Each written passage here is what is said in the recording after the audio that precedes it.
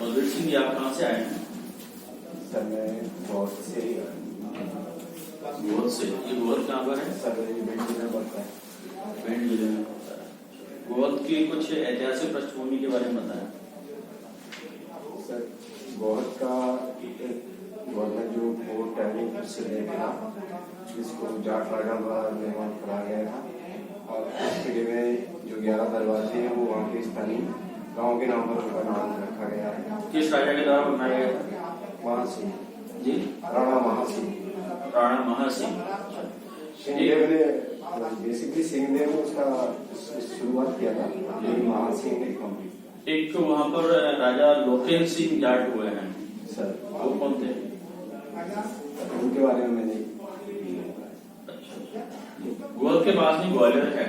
ग्वालियर के किले पर एक गोहद राजा की छतरी बनी हुई है, उसका नाम क्या है? किले पर सर गोहद के राजा की छतरी के बारे में कुछ जानकारी मैं बता देता हूँ। भीम सिंह राणा, इनके बारे में कुछ जानते हैं? भीम सिंह राणा जाट राजा थे जी, और गोहद रियासत के राजा थे। इनका क्या, इनके क्षेत्र में योगदान है? ऐतिहासिक क्या उपलब्धियां हैं? सर उन्होंने मराठों के साथ में लड़ाइयाँ भी लड़ी हैं और अपने क्षेत्र को संरक्षित कराया और अपने क्षेत्र के रक्षा की। भिंड जिले की राजनीतिक स्थिति के बारे में बताइए।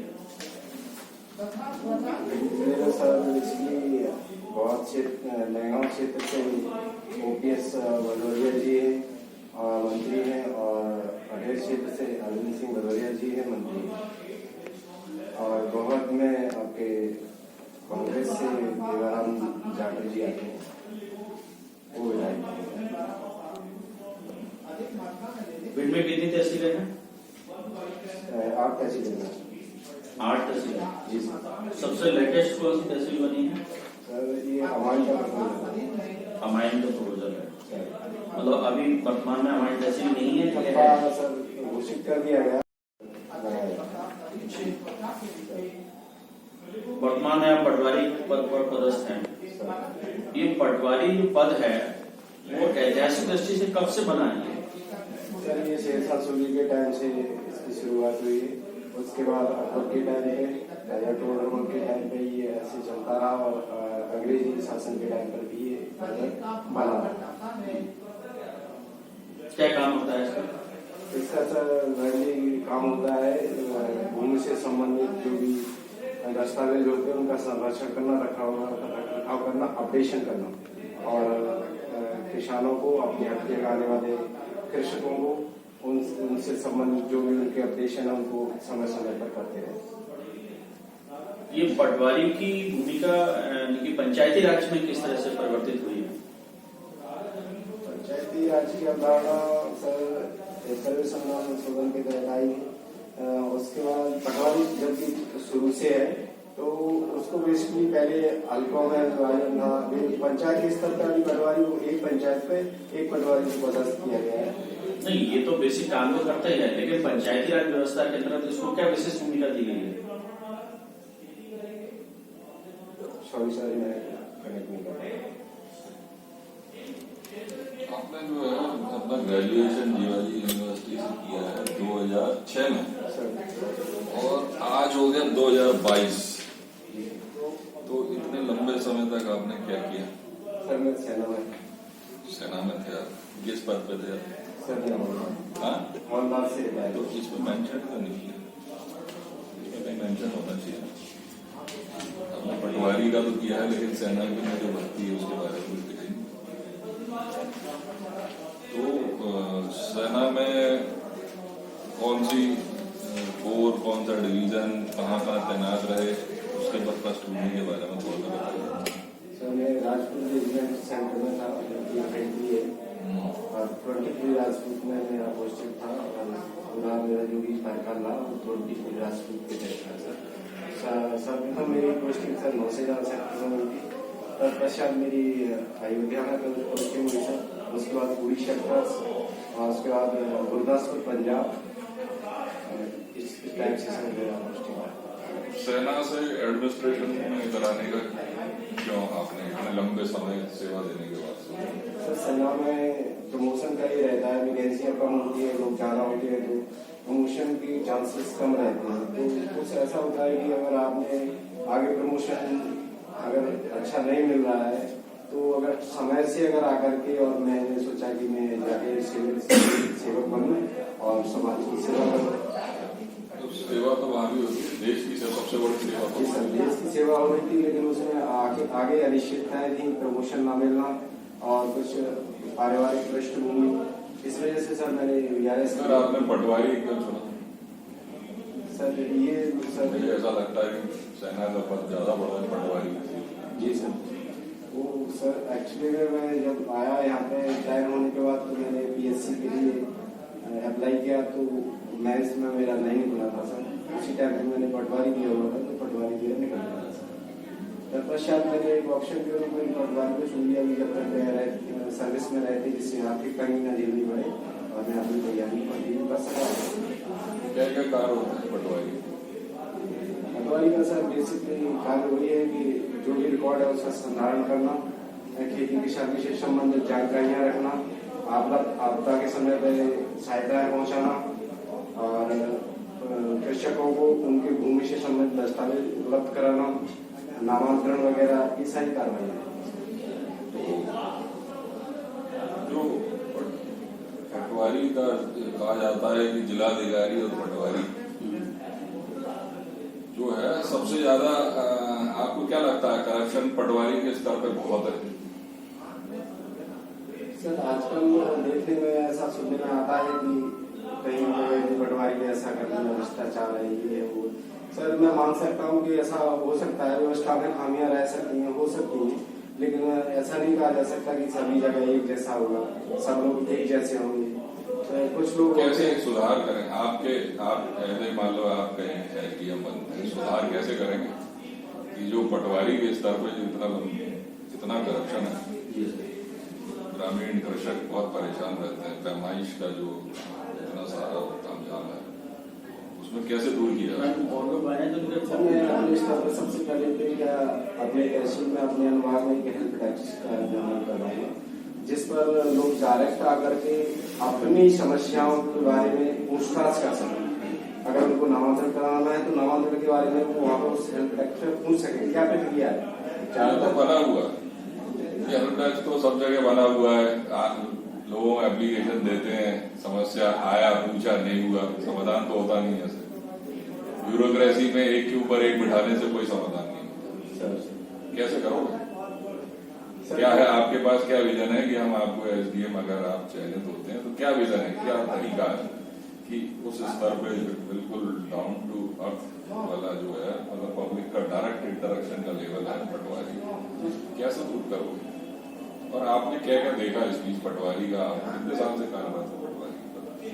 2018 से हैं, तो आपने क्या क्या चीजें देखी और आपको क्या लगता है कि कैसे दूर किया जा सकता? क्या क्या दिक्कतें हैं? दिक्कतें सर तो पब्लिकली दिक्कत ये है कि लोगों को अवेयरनेस नहीं जानकारी। कैसे करोगे अवेयरनेस, कैसे बनाओगे? अवेयरनेस सर उसका एडवर्टाइजमेंट किया जाए।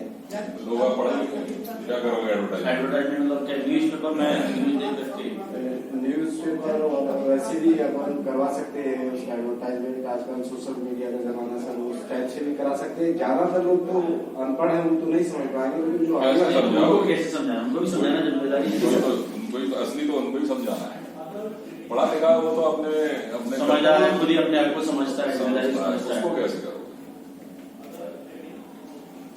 उनके लिए सर एक तो ये छूट दी जाएगी तहसील में कि कभी भी आकर के जो भी किसी की समस्या वो डायरेक्ट मिल सकती है। वो तो सभी के लिए वो तो कॉन्स्टिट्यूशन में सबको अधिकार है।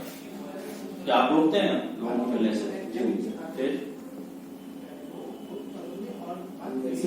ये ना जो समाज से कटे ये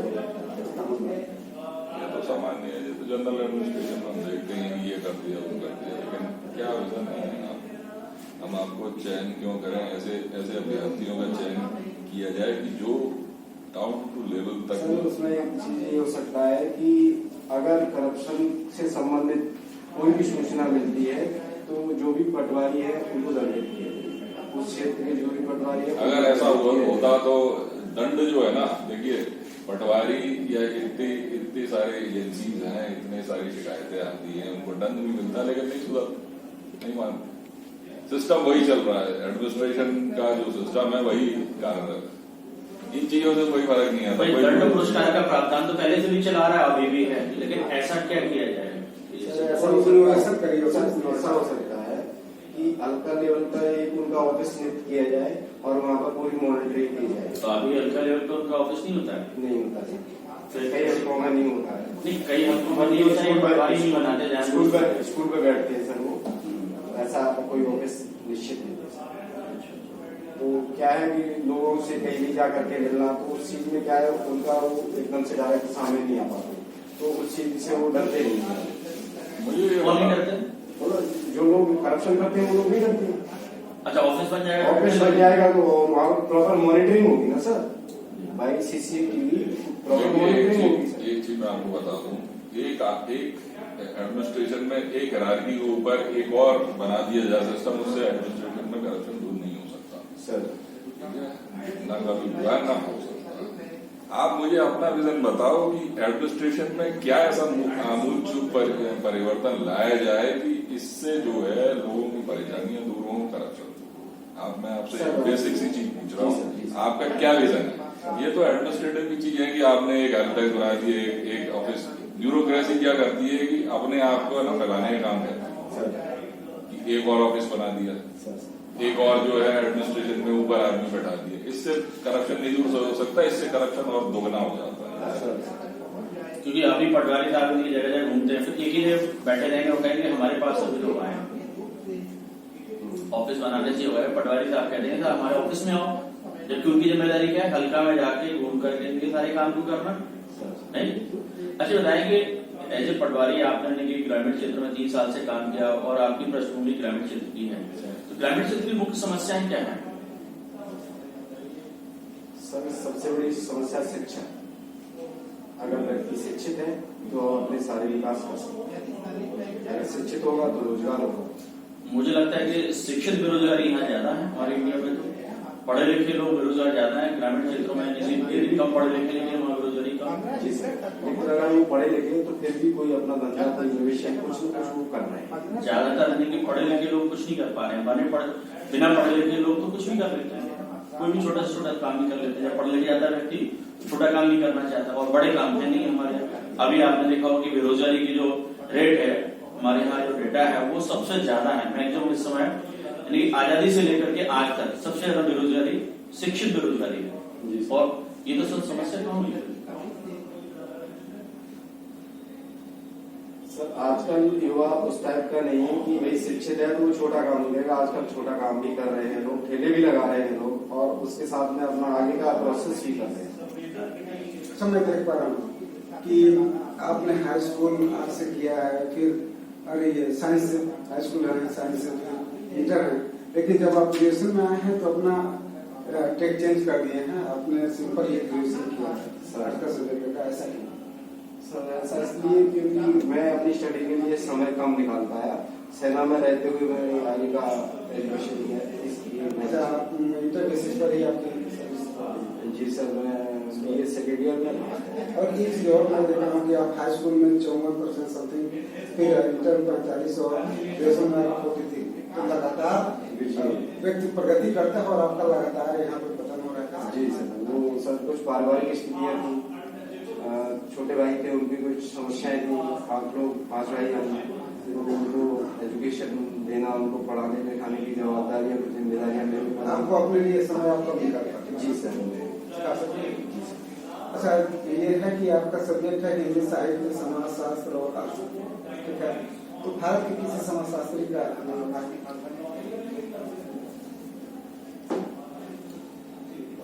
सर मैं अभी इसके लिए। अच्छा, फादर ऑफ सोशियोलॉजी किसको कहते हैं? अच्छा, समाजशास्त्र में आपने क्या पढ़ा था? अभी सर बहुत टाइम हो गया। पहले जब भी पढ़ा हो? जी सर, 2006 में पढ़ा वो सर मैं अभी नहीं कर पा रहा हूँ, एक्चुअली मैंने रिविजन नहीं किया। नहीं, रिवीजन क्या होता है? 2006 में आपने पढ़ा था, सर ने तो आज से 10 साल पहले पढ़ा, सबको सब कुछ याद है अभी तक। और आपको नहीं 2006 से याद नहीं है? कुछ तो पढ़ा होगा, यानी कि एक आध शब्द तो याद होगा। लेकिन किन समाजशास्त्रियों को हमने इसमें पढ़ा था समाजशास्त्र? कुछ भी समाजशास्त्री छोड़ो, आप तो समाजशास्त्र में क्या पढ़ा, कुछ भी याद आ रहा है? तो 2 साल आपने पढ़ा, 2 साल या 3 साल पढ़ा। अच्छा बताइए, समाजवाद और पूंजीवाद में क्या अंतर है?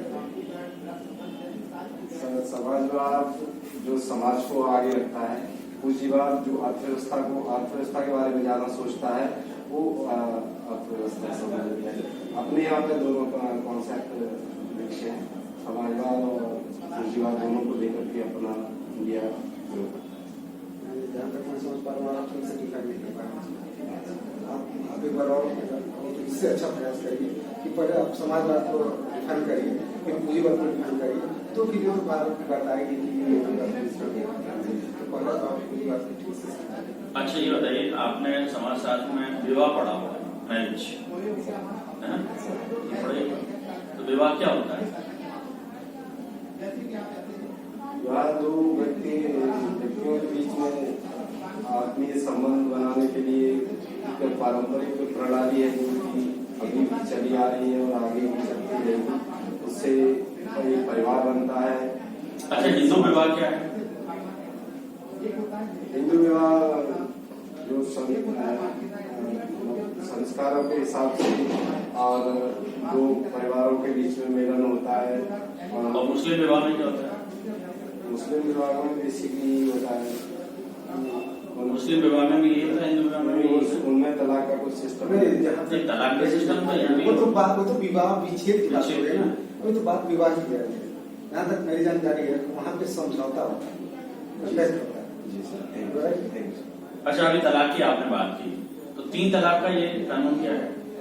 सर ये ऐसा था कि मुस्लिम समाज में एक शादी कर दी, उसके बाद तलाक दे दिया, फिर दूसरी शादी कर दी, तलाक दे दिया। तलाक के कितने प्रकार है? जी सर। तलाक के कितने प्रकार? नहीं तो 3 बार और तलाक देकर शादी कर ली, कोई दिक्कत ही नहीं है।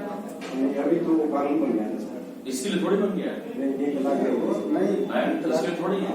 ठीक से पढ़िए। 3 तलाक कितने प्रकार के होते हैं? तलाक वाले ये बताइए, फिर तब आप बताइए किसको बंद किया गया, इसका मतलब पूरी तरह से चलिए मैं जानकारी बताता हूं। तलाक के विद्दत जो था ना, उसको यानी कि समाप्त किया गया है, जिसमें व्यक्ति एक बार में 3 बार यानी तलाक की घोषणा कर देता है तो तलाक हो जाता था। अब ऐसा नहीं होगा, तो इसलिए जो कानून बना है उसमें क्या प्रावधान है?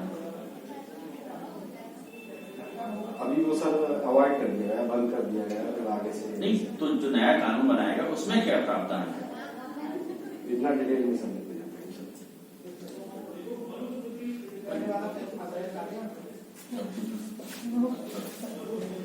अच्छा, अर्थशास्त्र भी आपने जो है आपके पास विषय था।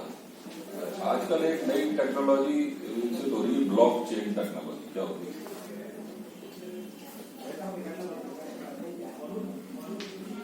पढ़ा सर, बहुत नहीं पढ़ा। क्रिप्टो करेंसी क्या है? क्रिप्टो करेंसी एक आवश्यक मुद्रा है जिसका कि इंटरनेट से यूज किया जाता है, लेनदेन किया जाता है। क्या यूज क्या है, मतलब इसका क्या यूजेज है और कैसे हम इसको खरीद सकते उसमें कुछ बेनिफिट्स रहते हैं, एडवांस बेनिफिट्स रहते हैं। हैं? जैसे कि कुछ पहले मुद्रा खरीदी, उसका मतलब रेट बढ़ जाता है जो भी। अच्छा, चूंकि आप राजस्व विभाग में ही हैं, तो बताइए ये तहसीलदार में और एसडीएम तहसीलदार की सर अपनी शक्ति अलग होती है, एसडीएम की वही मैं जानना चाहता हूँ। तहसीलदार एसडीएम के अंडर आते हैं। जी ठीक बात है, तो पद समानीकरण में होगा कि ठीक है उनका, लेकिन दोनों के क्या क्या विचार है? सर जैसे नामांकन का विचार है, नामांकन का अधिकार तहसीलदार को। अगर तहसीलदार के यहाँ से नामांकन होगा, अगर उस पर किसी को आपत्ति है तो वो अपना एसडीएम के यहाँ हो सकती है। जैसे सीमांकन है, सीमांकन के संबंध में सीमांकन हो गया, तहसीलदार ने उसको अप्रूव कर दिया, तो अगर जो पक्ष कोई भी पक्ष अगर उससे संतुष्ट नहीं, सेटिस्फाई नहीं, तो वो एसडीएम के यहाँ भी कर सकते हैं। अच्छा बताएं, ये एसडीएम अपना राजस्व रिपोर्ट किसको सौंपता है? जिले में सबसे राजस्व अधिकारी कलेक्टर को। अच्छा, कलेक्टर किसको सौंपते हैं?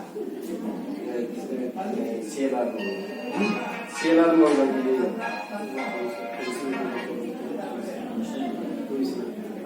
जहाँ तक मेरी जानकारी है डीएम कमिश्नर किसको वोट कर रहे हैं?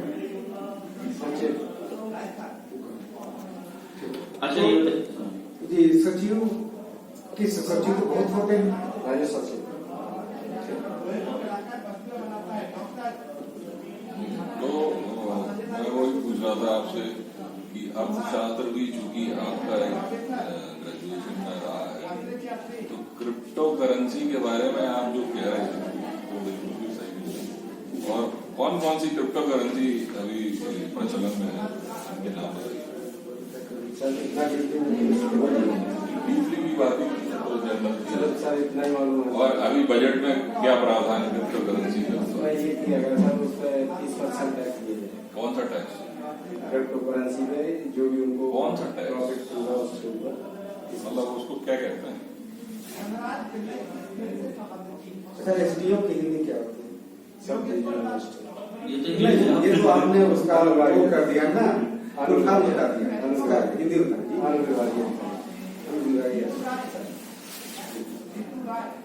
तो इसमें वर्चुअल रियलिटी क्या होती है? वर्चुअल रियलिटी ऐसी होती है सर, जैसे अभी बारिश का मौसम नहीं है और बारिश करा दी है, एक ऐसा माहौल क्रिएट करके वो वर्चुअल रियलिटी है सर। बिल्कुल गलत। आप मैं इसलिए पूछता हूँ कि कोई भी अगर जानकारी नहीं है तो मना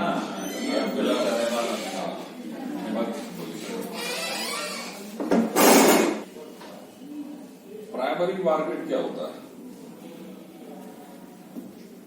प्राइमरी मार्केट, सेकेंडरी मार्केट का उल्लेख आपने शास्त्र में जो है सर मैंने पढ़ा है लेकिन अभी नहीं। अच्छा आप सेना में रहे हैं, सेना में एक चीज जो है वहां पर जो रेजिमेंट होती है ना, वो जैसे राजपूत रेजिमेंट है, जाट रेजिमेंट है, इस तरह से ये जातियों के नाम पर क्यों रखी है?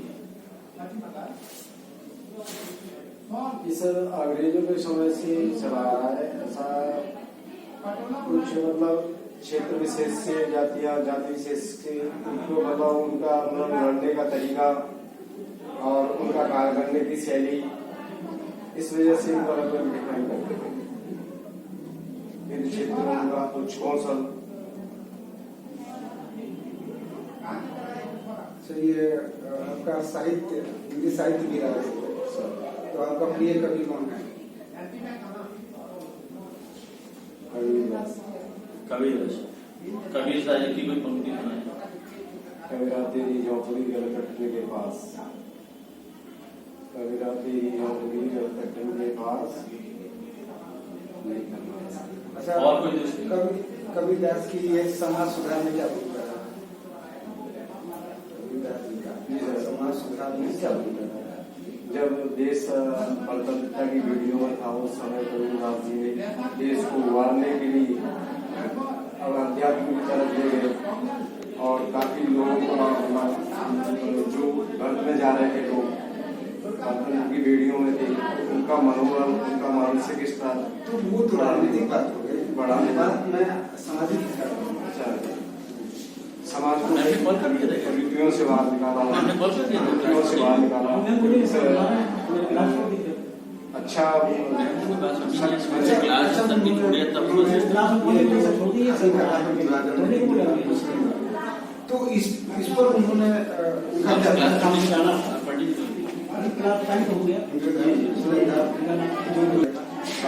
ये कैसे मतलब पात्र जोड़ के बनाए पावर चक्के क्या बहरा हुआ खुदा, इस प्रकार वो व्यंग करते थे कि आप लोग मतलब क्यों हिंदू मुस्लिम ऐसे अलग अलग कर रखा है, ऐसा कुछ नहीं है, सब मानव है, सब समान है।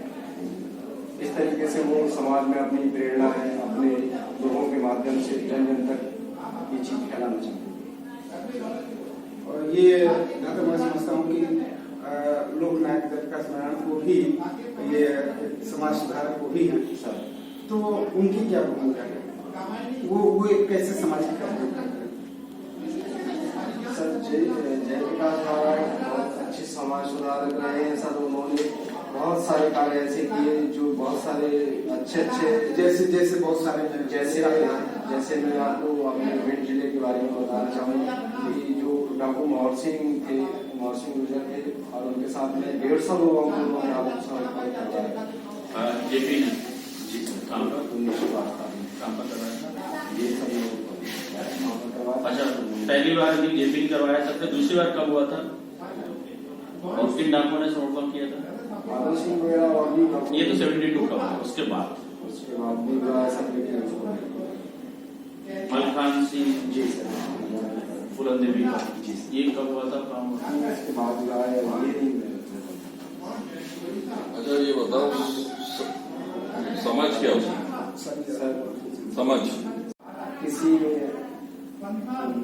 विशेष क्षेत्र के बारे में, किसी विशेष फील्ड के बारे में एक डायमेंशन चारों तरफ से हर तरह की जानकारी विकसित करना समझ। नहीं, जानकारी होना और समझ रखना इसमें बहुत अंतर है। जानकारी और समझ, तो आप समझ लें कि समझ क्या है। एक विषय के बारे में जानकारी रखना और एक विषय के बारे में समझ रखना, सर इसमें बहुत अंतर है। वो अंतर क्या है? सर जानकारी करना एक किताबी ज्ञान हो सकता है, और जबकि समझ एक धरातलीय पहलू है। जैसे जैसे उदाहरण से आप समझाओ कि किसी जी सर, विषय के बारे में। जैसे मैंने अभी सर जेपी नारायण साहब का वो प्रकरण आया, उन्होंने बोला ये मोहर सिंह के बारे में ऐसा, तो एक तो मैं उसको किताबें पढ़ूं और उसके अकॉर्डिंग आपसे बात करूं, और एक मैं उनको व्यक्तिगत तौर पर जानता हूँ, उनकी जो भी उनके समय में जो भी घटित हुआ है उन घटनाओं के बारे में मैंने देखा है, मेरे सामने प्रत्यक्ष हुई।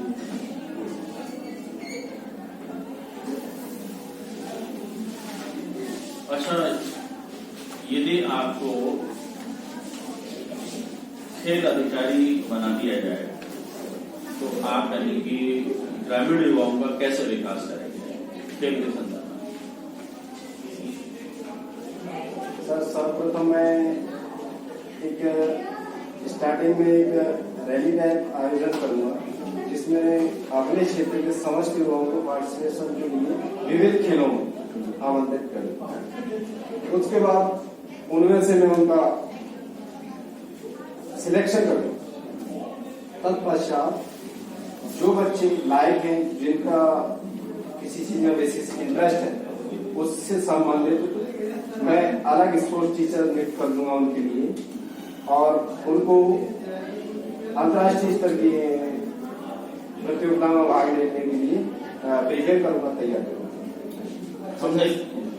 जैसे कि मैं देख पा रहा हूँ, आपने अपनी हावी में भरा है बच्चों को शारीरिक प्रशिक्षण, तो किस तरह का शारीरिक प्रशिक्षण देते हैं? सर मैं सुबह 5 बजे उठता हूँ, उसके बाद जो बच्चे आर्मी पुलिस इससे जो भी बैड फोर्सेज है उनसे उनमें जाने के लिए तैयारियां कर रहे हैं, उनको मैं फ्री ऑफ कॉस्ट फिजिकल करा रहा हूँ सुबह 1.5 घंटे।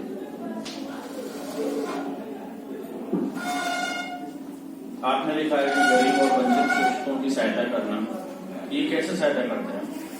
सर ये हमारा गुरुकुल सेंटरों का अपने लेवल पर एक छोटा ग्रुप है, तो हम लोग कभी भी इकट्ठे होते हैं, महीने में 2 महीने में जब भी समय मिलता है तो हम लोग इकट्ठे होते हैं। और जैसे अभी सर्दियां चल रही थी तो सब लोग इकट्ठे हुए, अपना कंट्रीब्यूशन किया, कम्बल खरीदे और अपने निकल गए कहीं पे मंदिर पे फुटपाथ पे, जहाँ भी लोग ऐसे निकले उनको कम्बल हुआ।